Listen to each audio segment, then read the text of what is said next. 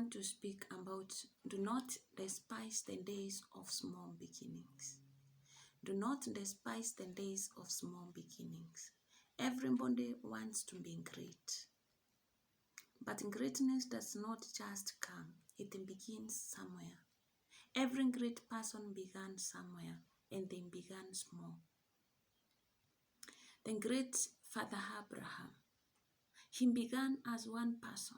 In fact, God had promised him, I will give you many descendants and I will make you a father of many nations. And as a human being, you could think Abraham would have many children. But Abraham only had one child, the child of the promise, Isaac. And through Isaac, we have Isaac having 2 children. You could have thought maybe then Isaac could have many children, but he only had 2 children. And then we have Jacob, and Jacob had the 12 children. And that is how we have the nation of Israel.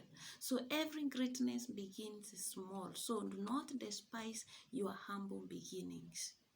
The second person is Moses. God is telling him, go, I am sending you to deliver the nation of Israel. But how do you go as one person to deliver a nation?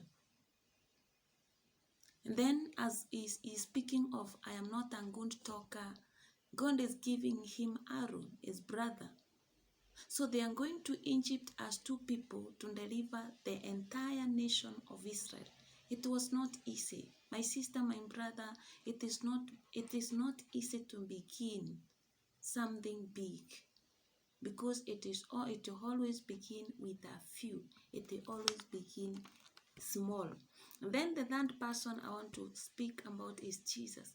Jesus being the Son of God, the Savior of the world. He began with only 2 disciples. Imagine John was sent to represent him to the people. In fact, John says, I was sent to introduce him. That was the purpose of John the Baptist. But when John introduced Jesus, being the Lamb of God, the one that they were waiting for, only 2 disciples followed him. And it was from these 2 disciples that Jesus had the 12, the 72, and then the 120. And through them, we have the world turned upside down.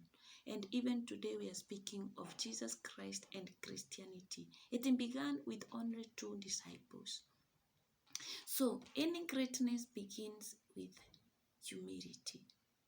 Any great person begins humble. But the greatness is in the mind. The greatness is in the mind, the mindset of seeing yourself great, regardless of how small, how humble the situation, or how few you are.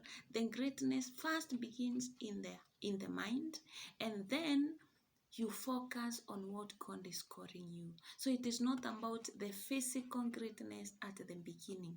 It is about the greatness in the mind at the beginning, plus the focus that brings the physical greatness.